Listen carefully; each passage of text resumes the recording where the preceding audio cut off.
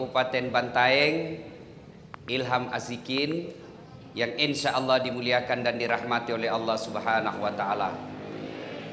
Pak Kapolres, Pak Dandim, Pak Ketua DPR, yang insya Allah dimuliakan dan dirahmati Allah Subhanahu wa Ta'ala. Bagus mi tadi, kacaku lagi.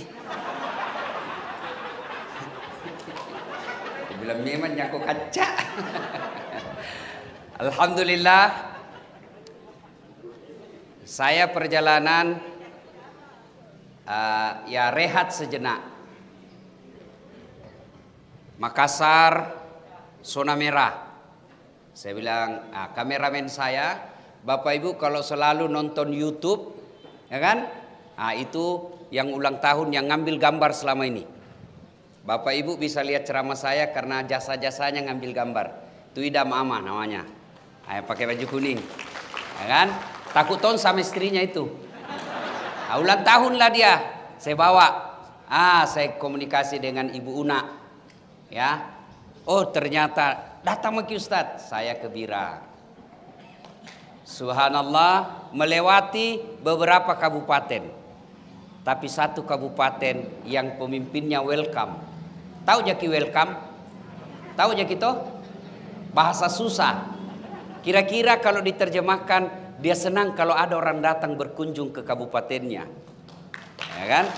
Oh, saya agak kecil hati sedikit.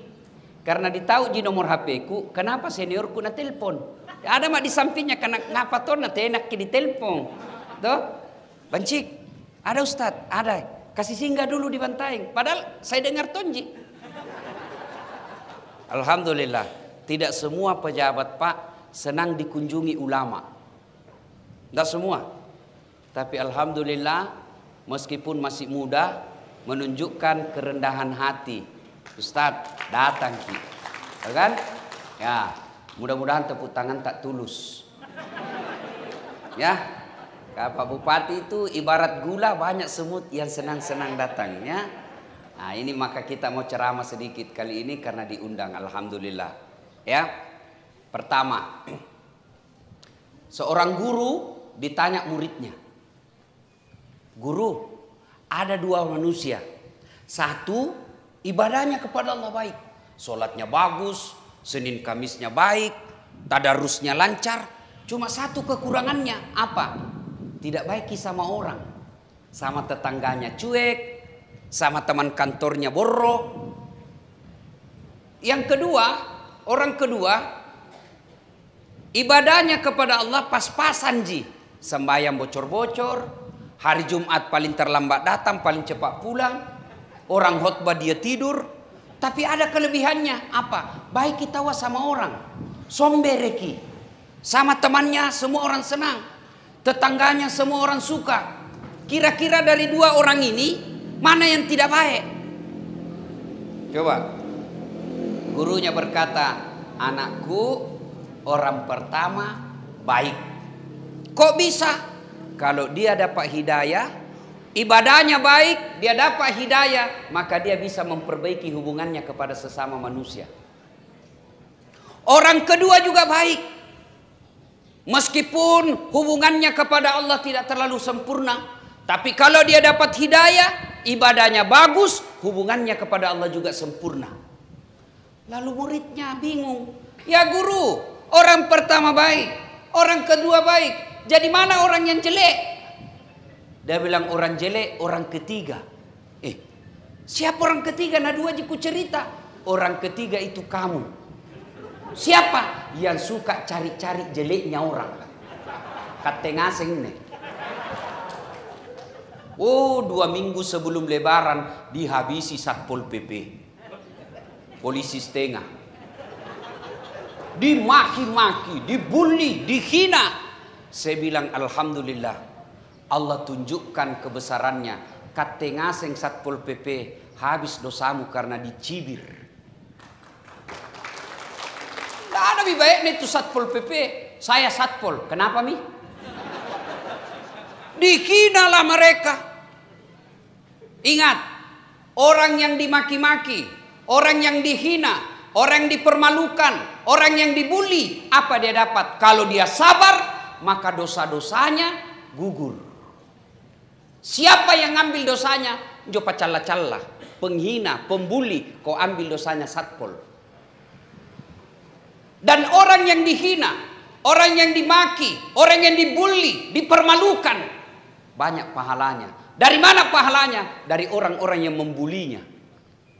Jadi kamu yang sudah share-share itu di medsos, gak pako dosa cilaka. Semua. Inilah kekurangan kita sekarang bangsa Indonesia.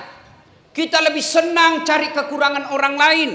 Kita lebih sibuk mencari kelemahan orang lain. Sementara kita punya kejelekan juga jauh lebih besar daripada orang yang kita hina. Maka Nabi berwasiat, beruntung kalian yang terlalu sibuk mencari aib dirinya sehingga tidak punya waktu untuk mencari aib kekurangan orang lain. Kan yang banyak di tengah-tengah kita apa? Pepatah dulu mengatakan, semut seberang lautan tampak olehnya, sementara gajah di pelupuk matanya dia tidak lihat. Kan aneh. Semut jauhnya, nah cini kita wah, ada pak nana lihat. Sementara gajah di depan matanya dia tidak lihat. Ini kan aneh. Inilah sebagian bangsa kita, sibuk mencari aib orang lain, sementara tidak punya kesempatan mengurusi kejelekannya dirinya sendiri. Ayuhibbu ahadukum, sukakah kamu memakan bangkai sesamamu manusia? Mari kita bawa ke situasi COVID. Coba makin lihat sekarang pak. Negara kita lagi memanggil. Ayo kalian bangsa Indonesia, mari bangkit, ambil partisipasi, bantu negaramu dengan kemampuanmu masing-masing. Saya kemarin ke Bira, subhanallah, Allahu Akbar. Lama saya baru ke sana lagi. Saya bilang, hebatnya ini Indonesia pak. Itu orang Australia, orang Amerika, orang Eropa, orang Saudi, orang Makkah, Madinah, datang keluarkan duit puluhan juta sampai ratusan juta hanya untuk datang lihat pantai. Kita tidak perlu keluar duit, bisa lihat pantai nih, balik ke pantai nih. Orang Amerika, Eropa datang mengeluarkan duit ratusan juta hanya mau lihat pantai. Kita orang Indonesia tidak perlu keluar duit banyak-banyak untuk lihat pantai. Kenapa? Allah telah sediakan pantai di Indonesia dari Sabang sampai Merauke. Carikan saya kabupaten di Indonesia yang tidak ada pantainya. Ini enaknya kita punya negeri pak. Luar biasa. Alamnya cantik. Lebang asing kipingi Makkah toh. Bapak Ibu pernah ke Mekah? Pernah ke Mekah? Yang belum mudah-mudahan segera. Coba itu dari Mekah ke Madinah. Lihat itu pak. Gunungnya orang Arab. Lihat gunungnya orang Arab. Coklat. Tidak ada sama sekali rumputnya. Lihat padang pasirnya. Tidak ada rumput seperti ini. Padang pasir. Tapi lihat Indonesia pak. Gunung kita hijau. Padang kita luar biasa. Mana ada kabupaten yang tidak ada padang rumputnya. Mereka salah satu ciri orang kaya di Saudi. Kalau mau kita lihat kalau pekarangan rumahnya banyak tumbuhannya. Orang kaya itu. Kalau banyak rumputnya pekarangan rumahnya di Saudi orang kaya itu. Kalau kita di Bantaeng, kalau banyak rumputnya pekarangan rumahnya orang malas. Subhanallah. Allah ciptakan negara kita ini. Orang Arab teman saya dari Mekah kemarin. 2 hari yang lalu saya ketemu. Dia datang ke sini jalan-jalan. Diajak. Apa dia bilang? Indonesia adalah taman-taman surga yang Allah titipkan di dunia. Maka kita wajib menjaganya. Jaga ini Indonesia. Sekarang Indonesia lagi sakit. Namanya COVID-19. Baik sekali namanya tapi menyeramkan. Sampai itu nenek di kampungku. Dia bilang coba kucini kinjo COVID. Ku ajak baku tikam. Kalau nak tikam kak sekali mati mak selesai urusanku. Tapi ini COVID. Tidak dilihat Ustaz. Tidak ditahu serangannya dari mana. Sekarang kita lagi sakit ini dirundung sakit namanya COVID-19, Corona. Mari selamatkan negara kita. Negeri kalian memanggil, selamatkan. Caramu apa? 1, kalian yang pejabat, kalian politisi, Anggota DPR mau jadi presiden, silahkan, kami senang kalian jadi pejabat. Tapi tolong jangan jadikan wabah ini sebagai panggung politik. Jantung mau kepikir pencitraan lagi apa kek. Sekarang sudah ada wabah masih ada toh mau pencitraan. Dia belum rasa itu jadi kena COVID. Kalian pejabat ASN, mari jadikan ini ladang amal. Bekerja kau jadikan amal. Kapan kau bekerja cari muka, capek kau bekerja. Kalau ada bupati baik sekali kau, tidak laku itu. Itu bupati yang 70 tahun umurnya. Kalau bupati anak muda, nak tahu kau cari muka cilaka.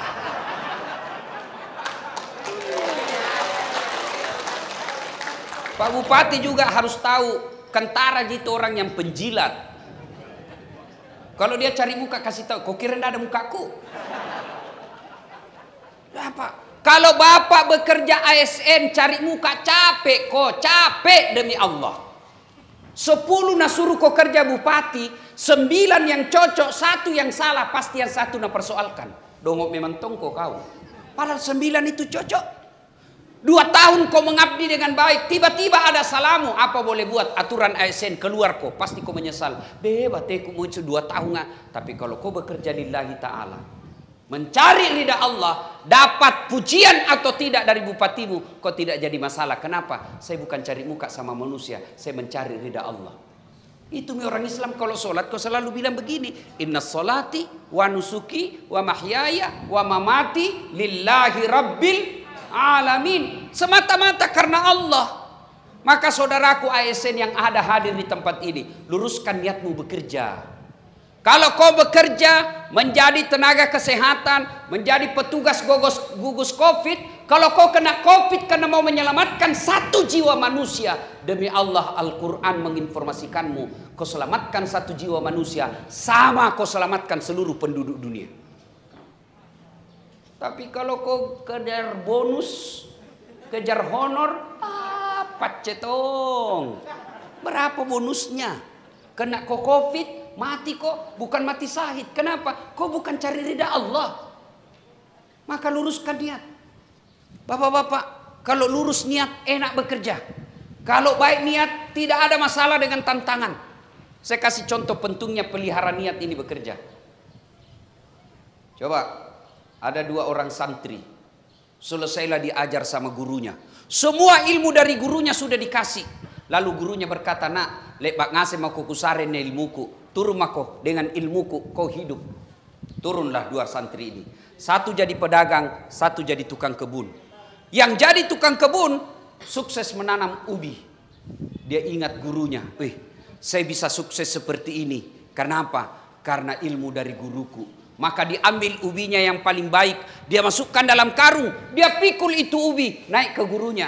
Assalamualaikum guru. Waalaikumsalam warahmatullahi. Mana kabarmu nak? Guru, alhamdulillah setelah keluar dari pondok ini saya jadi petani ubi. Ini ada ubi kubawakan ki. Mudah-mudahan kita bisa nikmati dengan baik. Nah bilang guru ini baik memang ton si Pak Muna. Bawa masuk ke dalam ibumu. Dia bawalah ke istrinya nih Pak Guru. Sudah itu guru tawe kate palak nama. Mau mak pulang ini. Nah bilang guru, nah tunggu dulu nak. Duduk dulu mako dulu. Duduklah ini buritnya. Masuk ke istrinya. Ibu, apa tahu dikasih gitu anak tak baik nah. Nah bawakan ki ubi 1 buah karung. Nah bilang istrinya tidak ada. Tidak enak tahu. Masa tidak ada mau bawakan. Tidak ada Pak Guru. Cari kau dulu. Nah bilang ada jitu. Nah bawakan ki kambing kemarin 4 cama. Nah bilang gurunya kasih mika kolesterol jak saya. Akhirnya kambing dari Pak Camat. Dia bawa pulang itu tadi anak murid. Di perjalanan ketemu sama itu temannya yang pedagang. Batu kemeko cikali. Dia bilang datang rumah na guru. Nah kenapa ada kambing kau bawa? Nah bilang itu mi guru tak kau dong. Baik namamu kasihan. Ku bawakan jiubi. Nah kasih ke kambing. Ini pedagang langsung jalan kalkulatornya. Namanya pedagang Pak Bupati mikirnya untung rugi. Nah karena ini saja bawa ubi, ini sari kambing. Apalagi kalau lebih dari ubi. Pulang dia ke tokonya. Dia ambil mobil open cup. Nah isi sembako. Beras, gula, tepung. Naik 1 mobil. Assalamualaikum guru. Waalaikumsalam. Apa kabarmu nak? Saya jadi pedagang guru. Ini ada kubawakan ki sembako satu mobil. Semoga bermanfaat. Iba enak. Cerita-cerita nak bilang, guru, tabe mau mak pulang dulu. Nak bilang, guru tunggu dulu nak, duduk mako di situ. Masuklah ini, nak bilang, gappa mak, gappa mak. Nak bilang, ibu, apa dikasih tahu itu murid tak? Nak bawakan kau satu mobil sembako. Nak bilang, tidak ada. Masa pulang kosong ini? Tidak ada, kecuali itu ada ubi nak bawa teman nak kemari. Sudah bi, kasih saja itu ubi daripada kosong iko dong. Akhirnya pulang bawa ubi. Kemarin pergi temannya bawa apa? Ubi. Pulang bawa kambing. Hari ini temannya datang itu pedagang, pergi bawa sembako. Pulang bawa ubi. Ubinya lagi temannya. Ketemu temannya dalam hatinya, nah ubi kuji itu apa? Begini juga kita ASN. Sama kerja tak, sama waktunya, sama kita punya baju. Demi Allah, ada yang pulang bawa ubi, tapi mudah-mudahan lebih banyak yang pulang bawa kambing. Luruskan niat. Luruskan niat. Maka ASN negeri memanggil kalian. Negeri memanggil kalian. Ketika Anda ditugaskan gugus Covid, ketika Anda ditugaskan untuk menerapkan ketertiban, maka lakukan. Bukan karena taat kepada bupatimu, tapi kau ingin mengabdi kepada sesama manusia lillahi ta'ala, semata-mata karena Allah. Anggota DPR, mengabdilah. Di sini ada ketuanya. Bagaimana kalau negara memanggil kita? Carilah jalan keluar, bikin perda yang bisa membuat masyarakat ini betul-betul bisa terhindar dari Covid. Suara, karena anggota DPR itu haknya hak bicara banyak. Kurang lebih sama ustaz. Kalau ustaz hak bicaranya juga banyak. Tapi kelebihannya anggota DPR, dia bisa bikin perda.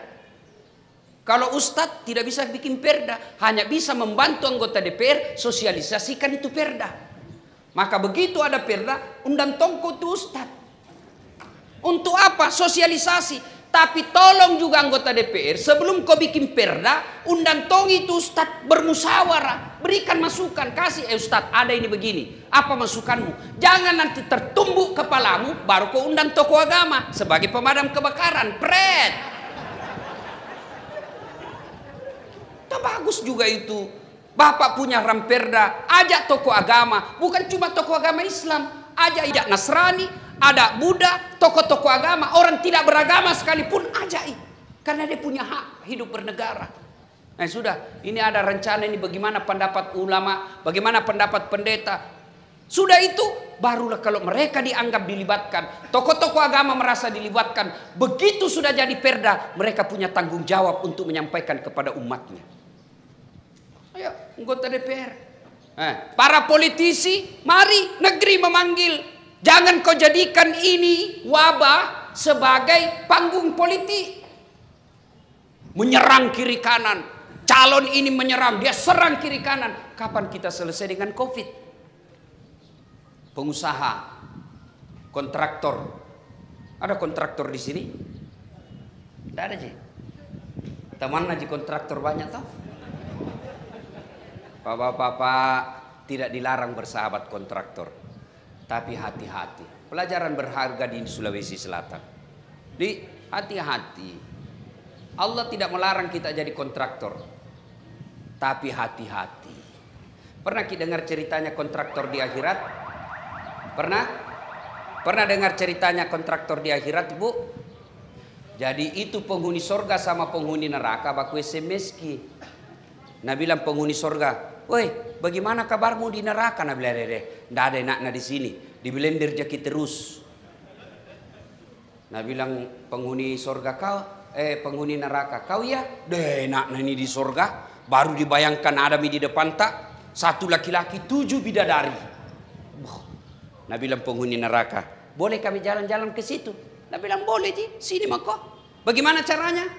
Penghuni neraka kan kreatif ki Pak. Nah bilang gampang, kami dari neraka bikin jembatan, kamu juga dari sorga bikin jembatan, ketemu ki di tengah nah, setuju? Setuju, lelang proyek. Keluar pemenang tender, waktu pekerjaan 3 hari. Weh, hari pertama jembatan dari neraka selesai 50%. Hari ketiga tuntas 70%. Selesai semua. tepat guna dan efisien. Jembatan dari neraka sudah sampai di tengah. Dia lihat-lihat dari surga, kenapa belum dimulai jembatan dari surga ini dimulai? Nah, kita sudah sampai, teriaklah ini dari neraka. Woi Cika, bos, kenapa belum mulai proyekmu? Kami ini sudah sampai di tengah. Seperti perjanjian kau di sini, kau kenapa belum mulai? Apa Nabi bilang dari surga? Bagaimana mau dimulai proyek? Kontraktor, pengawas, panitia, juru bayar, ada semua di situ. Di sini penghafal Quran salah rekeng Memakali ke anggota DPR. Sebenarnya berarti tidak ada DPR di Ustaz. Di neraka Pernah tuh dengar cerita anggota DPR di akhirat? Pernah dengar cerita anggota DPR di akhirat? Tuh, masuklah ini penghafal Quran. Masuk dia di surga. Dia lihat kenapa banyak anggota dewan di surga. Nah banyak dijakkalak gara-gara OTT. Dia pergi protes sama penjaga surga. Malaikat, kenapa banyak diisi anggota dewan dalam surga? Nah banyak itu korupsi. Nah bilang malaikat, jangan ribu, reses jini. Sebentar lagi dia balik.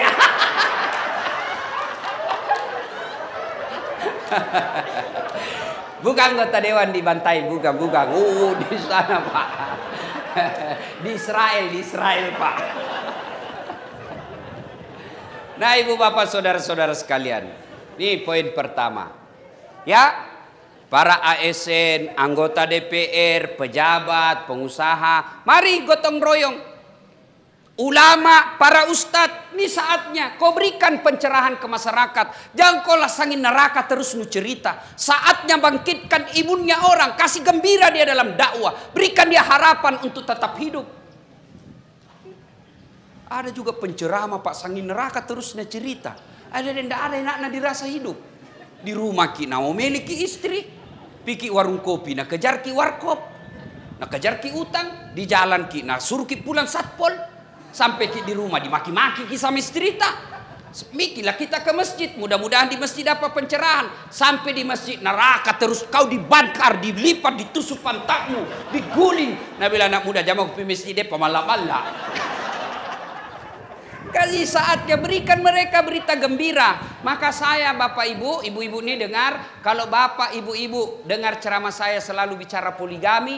Itu khusus di depan laki-laki. Tidak ada ibu-ibu di depanku. Karena ini bapak-bapak. Cini ke kodong mukanya ini ketanjak-tanjak kamas yang ngaseng kodong. Jadi di bapak-bapak. Maka saya ceritakanlah soal poligami. Senang dia mereka. Ya. Nah ibu. Para ustadz mari. Ajak mereka berdoa, ajak mereka, beritakan mereka tentang janji-janji surga, gembirakan mereka tentang harapan selalu berhidup yang panjang. Jangan saling memaki, ini COVID, rekayasa manusia.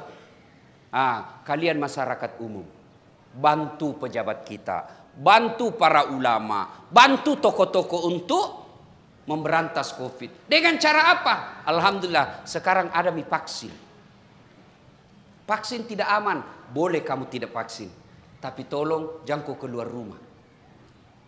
Orang bilang tidak aman, saya satu keluarga sudah vaksin. Ada orang bilang, sudah vaksin mati Ustaz. Bayangkan Pak, kalau 2.000 orang sudah vaksin, masa 2.000 tidak ada yang tiba ajalnya? Coba, memang ada orang sudah vaksin meninggal, ya tiba ajalnya. Kalau 200, 300 sampai 2.000 orang dibantai sudah divaksin, masa 2.000 itu dalam 1 bulan tidak ada tiba ajalnya? Orang vaksin, kenapa orang vaksin? Bukan karena dia takut mati, tapi apa? Ada orang bilang, sudah vaksin Ustaz, kena COVID. Betul, karena kalau bapak sudah vaksin, satu jika istimewaannya apa? Bapak kalau kena COVID tidak terkapar dan tidak akan merusak jasadmu. Memang kena. Dan itu hasil riset, hasil penelitian, bukan katanya. Punah katanya, susah ku hidup itu. Islam sangat memuliakan pengetahuan. Islam sangat mengedepankan pengetahuan. Itulah sebabnya ayat pertama Allah turunkan bukan perintah haji, bukan perintah sholat, tapi apa? Iqra, baca. Berarti Islam kau dekati harus pakai ilmu, bukan perasaan semata. Ada orang sekarang beragamanya pakai perasaan. Katanya apalagi, tadi malam saya sempat berdebat sama anak-anak dari Riau. Katanya begini Ustaz. Saya bilang, siapa katanya kau? Siapa kasih tahu kau? Kalau kau tidak mau sesat, kalau kau bicara kesehatan, jangan kau tanya montir. Kalau kau bicara tentang kesehatan, salah kau kalau artis kau ikuti. Kalau kau mau ikuti artis, ketika dia bicara tentang sinetron, cocok itu dia. Kerjanya di situ. Tapi ketika kau berbicara kesehatan, dengar kau para dokter dan orang-orang yang sekolah bidang kesehatan. Jangan kau dengar politisi. Ke politisi itu segalanya bisa napolitisir. Namanya politisi Pak. Tapi ketika bicara kesehatan, dengar kau para dokter. Ketika kau berbicara tentang hukum syariah, dengar kau ustadz. Maka saya bilang apa? Saya ikuti apa? Satu, saya ikut vaksin. Kenapa? Karena BP POM sudah mengatakan ini aman. Tahu namanya BP POM? Orang yang Allah berikan kewenangan melalui negara untuk menyelidiki semua itu. Itu BP POM. Kalau ada misalnya Persatuan Guru Republik Indonesia menyatakan vaksin aman dan boleh, saya tidak terlalu yakin. Kenapa? Karena bukan kerjanya di situ. Dia bukan mau mengajar murid. Tapi ini BP POM. Obat-obatan di Indonesia dia yang teliti. Maka dia katakan boleh, aman. Oke, tidak cukup hanya aman. Kita orang Islam ada lagi namanya halal. Dan siapa yang menentukan halal? Jangan kau dengar dokter. Kenapa? Bukan kerjanya di situ. Kalau bicara halal, agama. Dan mewakili agama kita di Indonesia, ada sebuah institusi, ada sebuah lembaga namanya Majelis Ulama Indonesia. Namanya majelis, bukan dasar di situ. Namanya majelis, kumpulan orang-orang yang khusus belajar agama di situ. Majelis itu ada ahli tafsirnya, ada tafsir hadisnya, tafsir Qur'annya, ahli filsafatnya, ahli tasawufnya, ahli sejarah Islamnya, ahli psikologi, ada semua di situ berkumpul. Mereka bermusyawarah lalu mengumpulkan fatwa bahwa vaksin halal. Ada lagi bilang, ada ulama bilang ada vaksin yang haram. Betul, ada yang terakhir. Apa? Meskipun haram dalam syariat Islam, kalau dia menyangkut kemaslahatan umat, sesuatu yang halal bisa kok haram, sesuatu yang haram bisa kok konsumsi kalau memang mengancam jiwamu. Dan kita sudah tahu ini dari kecil. Babi boleh dimakan meskipun haram ketika kau di tengah hutan. Kalau kau tidak makan mati kok, boleh kau makan itu. Vaksin. Memang ada unsurnya yang dinyatakan tidak halal. Tapi kalau dia bisa menyelamatkan jiwamu dan itu pilihan satu-satunya, maka boleh kau pakai. Kecuali ada 3 pilihan. Ini 2 haram, 1 halal. Jangan kau ambil yang 2 ini. Karena ini haram. Pakai kau yang halal. Ini sekarang banyak orang beragamanya Pak, tidak jalan otaknya. Dia takut disuntik. Takut disuntik, maka dia carilah berita yang bisa membenarkan otaknya. Itu banyak orang begitu sekarang. Kalau saya pada prinsipnya, kalaupun saya mati gara-gara vaksin, saya hakul yakin 1000% saya mati syahid. Kenapa? Karena dengan saya divaksin lalu mati dan viral seluruh Indonesia, maka orang akan berkata, pelajari kembali vaksin. Berarti kematianku ada faedahnya buat kemaslahatan yang akan datang. Itu orang Islam. Menjadi rahmatan lil alamin, bukan menebar teror. Bapak-bapak vaksin. Kalau itu bagian ikhtiar. Kalau bapak tidak mau, paling tidak bantu negara dengan apa? Jangan kau menyebarkan berita bohong dan kebencian. Kamu tidak mau vaksin silakan, tapi jangan kau ajak orang untuk tidak bervaksin. Ingat, dalam Islam ada hadis Nabi, la daror wala diror. Artinya apa? Tidak boleh mencelakakan diri dan tidak boleh kau mencelakakan orang lain. Saya vaksin bukan karena saya takut mati, tapi karena saya tidak mau menularkan penyakit kepada orang lain. Nah, ibu bapak saudara-saudara sekalian. Nah, selesai soal vaksin dan ini ya, pekerja kita. Poin kedua. Sebagai muslim, jaga ki solat. Kita tidak tahu tiba-tiba siapa tahu meninggal ki gara-gara Covid. Tidak ada urusan, pasti tonjaki mati. Tapi kalau beres solat Pak, tenang maki untuk kehidupan akhirat, tenang maki. Tapi kalau tidak solat ki, kecil itu vaksin siksaannya dunia, tidak ada artinya ketimbang di akhirat. Coba dengar ini Pak. Pak bapak-bapak ASN, kalau bapak dinonjokkan menjadi staf ahli yang tidak ada stafnya, masih ada pilihan? Masih ada pilihan? Masih minimal 2. 1 pensiun. Pensiun nggak ada urusan sama bupati. Toh, yang kedua tunggu sampai pergantian bupati. Selesai urusan Pak. Bapak polisi, Pak tentara ditugaskan ke Papua. Masih ada pilihan? Masih ada. Berhenti saja di aparat. Pulang kampung Pak. Tapi demi Allah, kalau masuk kubur, senang tidak senang, tinggal kau di situ. Tidak boleh kau lagi keluar. Keluar kau, lari 1 orang Pak. Wih, suluki Pak. Pak. Artinya, kalau bapak masuk di kubur dan tidak beres sholatmu, tidak ada harapanmu senang. Kalau di dunia tidak senang kau bupati, gampang. Tunggu sampai habis jabatannya. Atau pensiun dini. Tapi kalau masuk maki kubur, senang tidak senang, tinggal. Dan orang paling menderita kata Nabi, al-mutakhawil bis sholat, yang menganggap enteng sholat. Apa alasan tak ibu-ibu tidak mau sholat? Bila maki, kutangkiskan ki. Dia kini hari apa? Bila maki, apa? Kau bapak-bapak, apa alasan anda sembahyang? Anu tahu tinggi pangkatna, nene. Kau jadi kepala dinas karena nasuka kau pak bupati. Biar nasuka kau pak bupati, kalau istrinya bupati ndak sunnah kau. Ndak ton jalan sekali cilaga. Baru kepala dinas ndak sembahyang pret. Apa? Bila mau apa alasanmu ndak sholat? Gambar rakit. Ada kala gagah Nabi Yusuf. Itu Nabi Yusuf, ada kala gagah di dunia. Hebatnya itu Nabi Yusuf Pak. Kegagahannya itu ibu-ibu disuruh ngiris bawang. Yusuf lewat Nabi Yusuf. Itu ibu-ibu ndak sadar. Beda gagahnya ini orang. Dia iris jari-jarinya ndak dirasa. Begitu terpesonanya dengan wajahnya Yusuf. Bagaimana itu di? Nah kita jangan ngiris bawang Pak. Bau sakul saja lewat. Kulu gitu.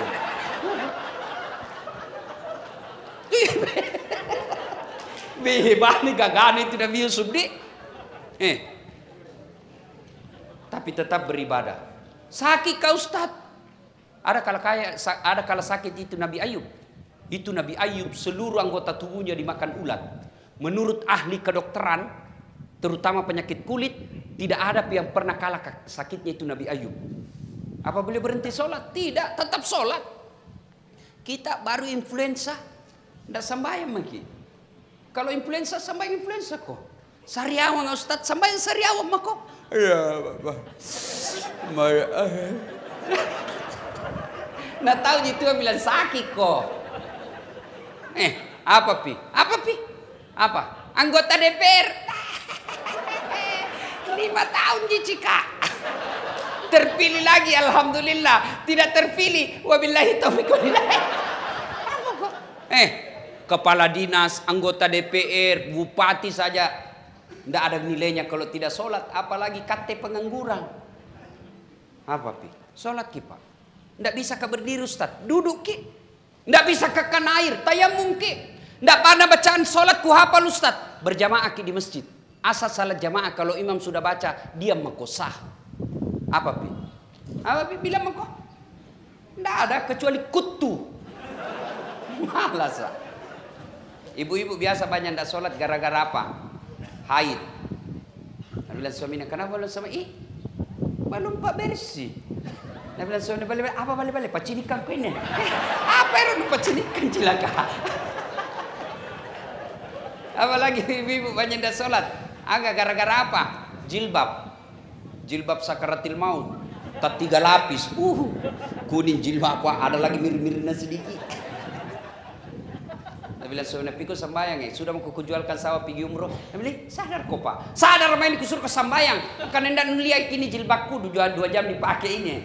Gara-gara jilbab tidak sholat. Nah, bapak-bapak banyak juga tidak sholat gara-gara tugas.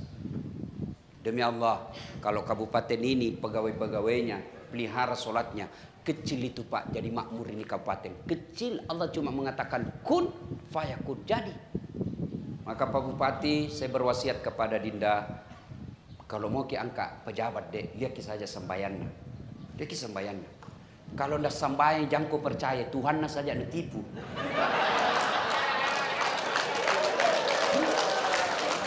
Betul ini deh, itu aja peganganmu, itu aja peganganmu.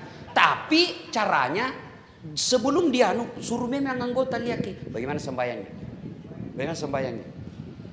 Ada namanya tim investigasi. Jangan ditanya sembahyangnya kok pasti, oh iya Pak